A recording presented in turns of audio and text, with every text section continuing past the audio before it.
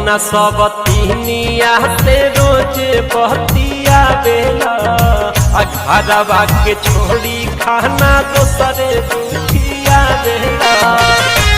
ध्यान से सुनो हमरो बात।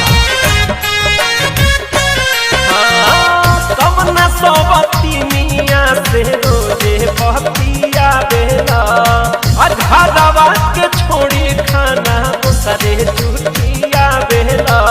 चढ़ल जवानी मोर फानहता छानी, चढ़ल जवानी मोर फानहता छानी, खोजेला मोबिल मशीन में करेलो जियान महल कवना सब दिन में करेलो जियान महल कवना सब दिन में।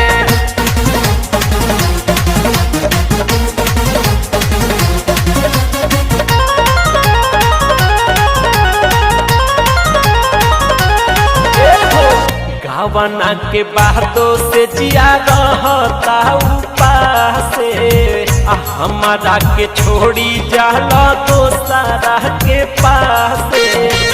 हमरा में कौन ऐसा चीज नहीं है जौन उनकरा में बा। ए राजा गवना के बातों से जिया रहता उपासे हमारा के छोड़ी जाला दोसरा के पासे। बमकल जवानी मोर छोड़ता पानी, बमकल जवानी मोर छोड़ता पानी, जबना कुदेला समीज में करेला जियान महल कवना सब दिन में करेला जियान महल कवना सब दिन में।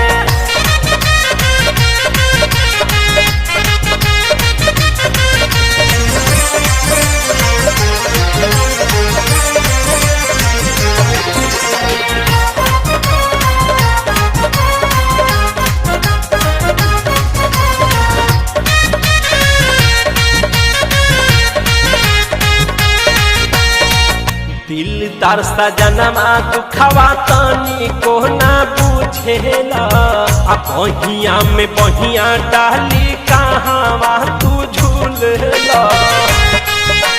ए राजा हमरो बतिया सुन ली का कहतानी।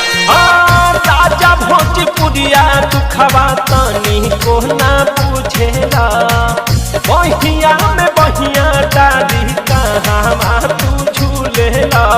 जरे जवानी जैसे दहन के पानी, जरे जवानी जैसे दहन के पानी, फसला तू कवना हसीन में करेला जियान महल कवना सब दिन में करेला जियान महल कवना सब दिन में। रातो दिनवा बीजी रहेला खोदेला जकरा जमीन में करेला जियान महल कवना सब